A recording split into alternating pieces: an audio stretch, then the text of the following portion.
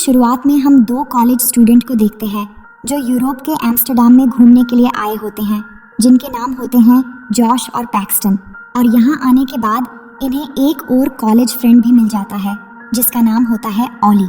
अब ये तीनों दोस्त मिलकर एम्स्टर्डम में काफ़ी मस्ती करते हैं और फिर वहाँ के एक नाइट क्लब में जाते हैं जहाँ पर जॉश की एक लड़की के साथ टक्कर हो जाती है, जिससे उसके बॉयफ्रेंड से उसके साथ हाथापाई होना शुरू हो जाती है। लेकिन बाद में पैक्सटन और ऑली उसे बचाकर वहाँ से ले आते हैं। अब जब ये लोग वापस क्लब से हॉस्टल आते हैं तो काफ़ी रात हो चुकी थी, इसलिए हॉस्टल का गेट बंद हो चुका था। पैक्सटन काफ़ी ज़ोर से गेट नॉक करता है, जिस वजह से उनके एक पड़ोसी खिड़की पर आकर उन पर चिल्लाना शुरू कर देता है। और ये सब सुनकर वहाँ पर काफ़ी सारे लोग अपनी खिड़की से बाहर आकर इन पे ग्लास फेंकना शुरू कर देते हैं। लेकिन तभी इनका एक और पड़ोसी जिसका नाम एलेक्स होता है, वो कहता है तुम लोग मेरे रूम में आ जाओ। जिसके बाद जल्दी से ये तीनों ऊपर उसके रूम में चले जाते हैं। अब जब ये तीनों वहाँ जाते हैं तो वो देखते हैं कि एलेक्स का एक दोस्त जो एक लड़की के साथ नशे की हालत में इंटीमेट हो रहा है। और ये देखकर तीनों काफ़ी ज़्यादा एक्साइटेड हो जाते हैं और इन्हें लग रहा था कि इन्हें भी यहाँ लड़कियाँ मिल सकती हैं। और इनका ये एक्साइटमेंट देखकर एलेक्स कहता है कि तुम्हें लड़कियों के साथ एंजॉय करने के लिए मुझसे अच्छा एडवाइस कोई नहीं दे सकता। फिर एलेक्स इन्हें कॉल गर्ल्स की कुछ तस्वीरें दिखाता है और कहता है कि अगर तुम्हें भी इन जैसे लड़कियों के साथ एंजॉय करना है तो तुम्हें स्लोवाकिया जाना होगा और वहाँ के हॉस्टल में रहना होगा। दरअसल ये तीनों यहाँ इसलिए आए थे कि ये ऐसे ही एंजॉय कर सके। जिसके बाद ये तीनों एलेक्स की बातें सुनकर पूरी तरह से एक्साइटेड हो जाते हैं। और तो और एलेक्स उन्हें कहता है कि मैं जब स्लोवाकिया गया था तो मैंने भी वहाँ बहुत मस्ती किया था और ये सब उन लड़कियों की तस्वीर है। जिसके बाद ये तीनों डिसाइड कर लेते हैं कि वो भी स्लोवाकिया जाएंगे। जिसके बाद वो अगले दिन ही ट्रेन से अपनी मंजिल की तरफ निकल पड़ते हैं और तीनों ट्रेन में काफ़ी हंसी मजाक कर रहे होते हैं। फिर उनके कैबिन में एक मिडिल एज का आदमी आता है और उनके पास बैठकर इनके साथ काफ़ी बातें करता है। फिर जब वो खाना खा रहा होता है तो उसका हाथ कांपने लगता है, जिसे देखकर तीनों को थोड़ा अजीब सा लगता है। लेकिन फिर वो आदमी जॉश की थाई पर हाथ रखता है, जिससे जॉश उस पर काफ़ी ज़ोर से चिल्लाता है और कहता है कि मुझे टच मत करो। इसके बाद वो आदमी सॉरी कहकर वहाँ से चला जाता है। अब इसके बाद ये तीनों स्लोवाकिया पहुँच जाते हैं, लेकिन स्टेशन पर उतरने के बाद उन्हें वहाँ पूरा स्टेशन सुनसान दिखता है। जिसके बाद तीनों वहाँ से एक टैक्सी लेकर हॉस्टल की तरफ निकल जाते हैं और थोड़ी देर बाद वहाँ पहुँच जाते हैं। पर जब ये तीनों वहाँ पहुँचते हैं तो इन्हें वहाँ पर हर जगह लड़कियाँ ही लड़कियाँ दिखाई देती हैं, जिन्हें देखकर ये तीनों काफ़ी ज़्यादा खुश हो जाते हैं। इसके बाद वो वहाँ पर रिसेप्शन से रूम की चाबियाँ लेते हैं और उसे पूछते हैं कि क्या यहाँ प्राइवेट रूम मिल सकती है जिसमें रूममेट्स हो। जिसके बाद वो रिसेप्शनिस्ट कहती है कि हाँ, यहाँ पर अब बस 2 ही रूममेट्स आपको मिल सकते हैं। इसके बाद वो चाबी लेकर अपने रूम की तरफ जाते हैं, जहाँ पर उन्हें 2 रूममेट्स मिलती है जिनके नाम होते हैं नटालिया और स्वेतलाना, जिन्हें देखकर तीनों काफ़ी खुश हो जाते हैं। अब इसके बाद नटालिया और स्वेतलाना इन्हें स्पा जाने के लिए इनवाइट करती है। फिर इसके बाद हम स्पा के अंदर का सीन देखते हैं, जहाँ पर ये सभी बिना कपड़ों के स्पा ले रहे होते हैं और आपस में बातें कर रहे होते हैं। नटालिया बोलती है कि मैं एक रशियन हूँ और यहाँ सब अपना अपना नाम एक दूसरे को बताते हैं। फिर नटालिया कहती है कि क्यों ना तुम लोग हमारे साथ आज रात नाइट क्लब चलो, बहुत मज़ा आएगा। जिसके बाद सब लोग चलने के लिए तैयार हो जाते हैं। इसके बाद हम देखते हैं कि ये तीनों नाइट क्लब में जाकर एंजॉय करना शुरू कर देते हैं और नटालिया और स्वेतलाना के साथ तीनों काफ़ी डांस करते हैं। और फिर थोड़ी देर बाद जॉश ताज़ी हवा लेने के लिए क्लब के बाहर आता है, जहाँ पर उसे कुछ बच्चे घेर लेते हैं और उससे ज़बरदस्ती पैसे मांगने लगते हैं। लेकिन तभी वहाँ पर वही ट्रेन वाला मिडिल एज आदमी आता है और उन बच्चों को कुछ पैसे देकर वहाँ से भगा देता है। इसके बाद जॉश उसे थैंक्स कहता है और उसे एक ड्रिंक ऑफर करता है। फिर हम देखते हैं कि दोनों साथ में ड्रिंक कर रहे होते हैं। तभी दोनों की बात करते दौरान जॉश उस आदमी के हाथ में एक टैटू देखता है, जो कि थोड़ा अजीब सा होता है, लेकिन वो इस बात को इग्नोर कर देता है। अब ये दोनों वहाँ पर बात कर ही रहे होते हैं कि वहाँ पर नटालिया आकर जॉश को अपने साथ ले जाती है। फिर हम देखते हैं कि जॉश, पैक्सटन और ऑली ये तीनों लड़कियों के साथ इंटीमेट होना शुरू हो जाते हैं और पूरी रात काफ़ी एंजॉय करते हैं। और पूरी रात ऐसे ही गुजरने के बाद जब सुबह होती है तो पैक्सटन और जॉश को यहाँ पर ओली दिखाई नहीं देता। इसके बाद दोनों उसे ढूंढना शुरू कर देते हैं और नीचे जाकर रिसेप्शनिस्ट से पूछते हैं कि क्या आपने ओली को देखा है। तो रिसेप्शनिस्ट इन्हें रजिस्टर दिखाता है और बोलता है कि वो तो सुबह होते ही यहाँ से निकल चुका है। ये सुनकर दोनों काफी शॉक हो जाते हैं।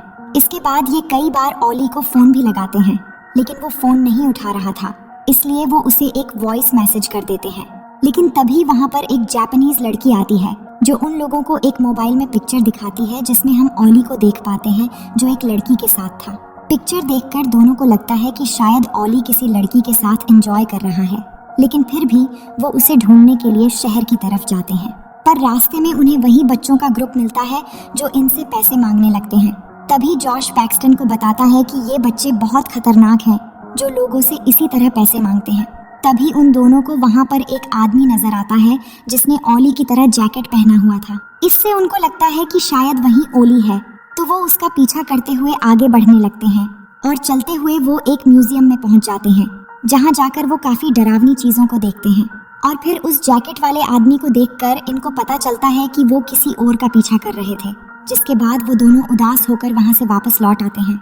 इसके बाद उन्हें ओली का एक मैसेज आता है जिसमें वो उनको बताता है कि वो घर वापस जा रहा है, जिसमें एक पिक्चर मैसेज भी था। लेकिन हमें यहाँ पर पता चलता है कि ओली को किसी ने किडनैप करके उसका सर धड़ से अलग कर दिया है और एक आदमी वहाँ पर एक लड़की को भी टॉर्चर कर रहा है और वो जोर जोर से चीख रही होती है। वहीं ओली के दोस्त उसे एक बार फिर कॉल करते हैं, लेकिन उसका कॉल नहीं लगता। तभी वहाँ पर नटालिया और स्वेतलाना आती है जो उन दोनों को एक बार फिर से उसी बार में एंजॉय करने के लिए कहती है। लेकिन जॉश वहाँ पर नहीं जाना चाहता क्योंकि उसे ओली की फिक्र हो रही थी। पर पैक्सटन जॉश को समझाता है कि शायद ओली अपने घर पहुँच गया होगा क्योंकि वो पहले भी ऐसा कर चुका है। जिसके बाद जॉश अब पैक्सटन के साथ चलने के लिए रेडी हो जाता है और दोनों उसी बार में पहुँच जाते हैं। और इसी दौरान वो दोनों लड़कियां उनके ड्रिंक में कुछ मिला देती हैं, जिससे जॉश और पैक्सटन की तबीयत बिगड़ने लगती है। लेकिन जॉश अपनी हालत बिगड़ता हुआ देखकर वहां से वापस हॉस्टल में आकर सीधा कमरे में जाकर बेहोश हो जाता है। उधर पैक्सटन की भी हालत खराब हो चुका था, जिससे वो वॉशरूम के लिए जाता है, लेकिन अंदर जाते ही वॉशरूम का डोर बाहर से कोई लॉक कर देता है, जिसके बाद वो वहीं पर बेहोश हो जाता है। अब अगले सीन में हम जॉश को देखते हैं कि जब उसकी आंखें खुलती हैं तो वो अपने आप को किसी रूम में पाता है जहाँ पर चारों तरफ उसे बहुत सारे औजार नजर आते हैं और उसके चेहरे पर एक मास्क लगा हुआ था, जिससे वो काफी घबरा जाता है। तभी वहाँ पर एक आदमी आता है जो उसका मास्क हटाता है और उसकी छाती पर ड्रिल मशीन से छेद करने लगता है, जिससे जॉश बहुत जोर जोर से चिल्लाने लगता है और उसकी हालत बहुत ही ज्यादा खराब हो जाती है। तभी हम देख पाते हैं कि वो आदमी कोई और नहीं बल्कि वही ट्रेन वाला आदमी है और वो जॉश को बताता है कि मैं बचपन से ही एक सर्जन बनना चाहता था, लेकिन मेरे हाथ कांपने की वजह से नहीं बन पाया। पर जॉश उससे कहता है कि प्लीज मुझे यहाँ से जाने दो, लेकिन वो आदमी जॉश की एक भी नहीं सुनता और उसके दोनों पैरों की नसें काट देता है और उसके बाद वो उसके दोनों हाथों को खोलकर वहाँ से जाने के लिए कहता है। जिसके बाद जब जॉश वहाँ से भागने की कोशिश करता है तो नीचे गिर जाता है।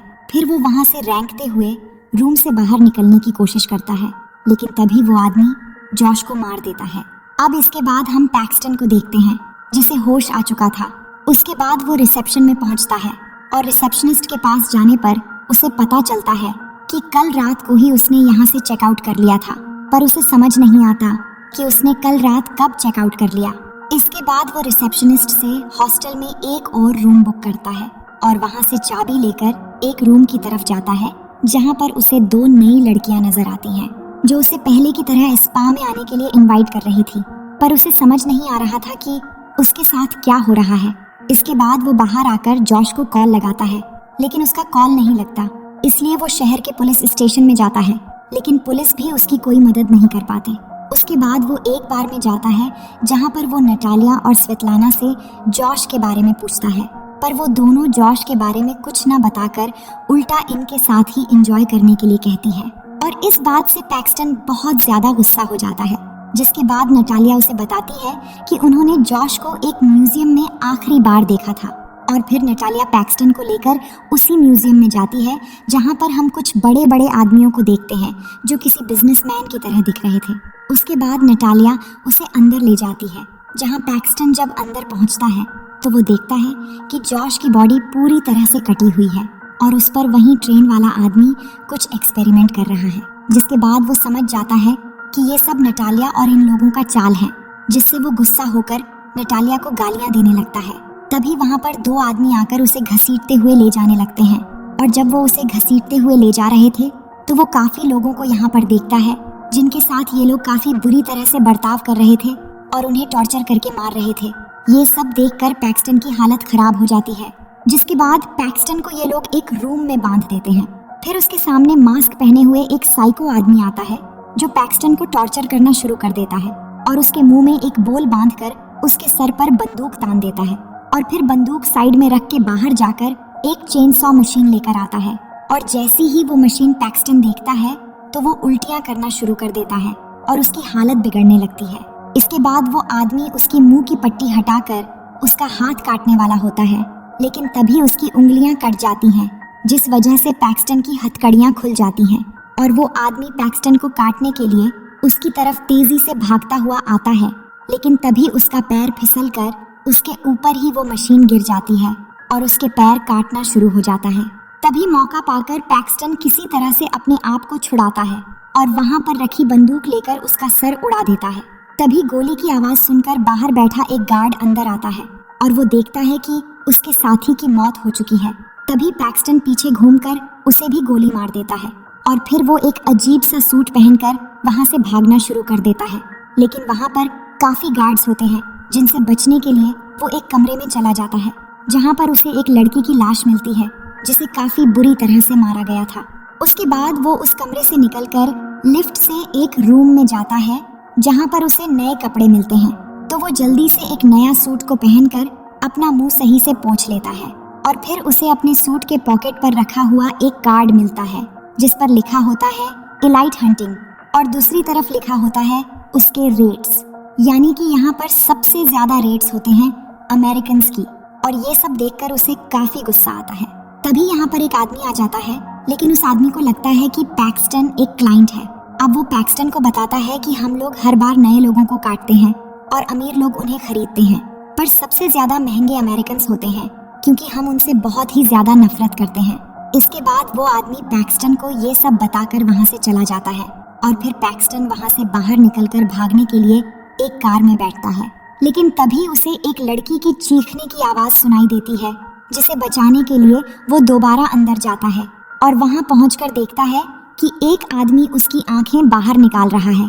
उसके बाद वो उसे गोली मार देता है और उस लड़की को बचाकर वहाँ से कार लेकर भागना शुरू कर देता है। अब कुछ दूर आगे जाने पर रोड पर उसे एक कार खड़ा दिखता है, तो उसके हॉर्न देने पर वो कार चला जाता है, लेकिन तभी वहाँ पर उसे नटालिया, स्वेतलाना और एलेक्स दिखाई देते हैं, जिन्हें देखकर वो समझ जाता है कि असल में ये तीनों उन लोगों से मिले हुए थे और इन्होंने ही धोखा किया है। जिसके बाद वो गाड़ी तेजी से लेके आता है और उन तीनों के ऊपर चला देता है, जिससे उनमें से दो वहीं पर मर जाते हैं, लेकिन नटालिया जिंदा रहती है। पर तभी वहाँ पर एक दूसरी गाड़ी आकर उसे भी मारकर वहाँ से निकल जाती है। अब पैक्सटन कार लेके मेन रोड पर पहुँचता है तो वो देखता है कि वहाँ पर पुलिस की चेकिंग हो रही है और अगर पुलिस वालों ने इस लड़की को ऐसे देख लिया तो वो उस पर शक करेंगे, इसीलिए वो कार छोड़ के उस लड़की को लेकर वहाँ से भाग निकलता है। जिसके बाद ये एक स्टेशन पर पहुँचते हैं जहाँ पर वो लड़की खुद को एक मिरर में देखती है, तो उसे अपना फेस देखकर बहुत ही ज्यादा अजीब लगता है और उसे ऐसा लगता है कि उसके अब जिंदा रहने का कोई फायदा नहीं है। इसलिए वो सुसाइड करने की सोचकर एक ट्रेन की तरफ बढ़ने लगती है और ट्रेन के सामने कूद जाती है, जिससे उसकी काफी बुरी तरह से मौत हो जाती है। इसके बाद पैक्सटन उसी ट्रेन में बैठकर वहां से निकल जाता है, लेकिन जब वो दूसरे स्टेशन में पहुंचता है तो वहां पर उसे वही ट्रेन वाले आदमी की आवाज सुनाई देती है। इसके बाद वो स्टेशन में उतरकर देखता है कि उस आदमी के साथ उसकी बेटी भी है। तभी वो उनका पीछा करने लगता है और आगे जाकर देखता है कि वो आदमी अपनी बेटी को अलग वॉशरूम में देकर खुद एक अलग वॉशरूम में गया है। जिसके बाद जब वो आदमी बाहर निकलता है तो वहाँ पर उसकी बेटी उसे नहीं मिलती, तो वो उसे बहुत ढूंढने की कोशिश करता है, लेकिन उसे फिर भी नहीं मिलती, क्योंकि पैक्सटन उसकी बेटी को उठा के वहाँ से ट्रेन से निकल जाता है। इसका मतलब पैक्सटन उसकी बेटी को किडनैप करके अपने दोस्तों का बदला लेना चाहता है। और इसी सीन को दिखाते हुए ये कहानी यहीं पर खत्म हो जाती है।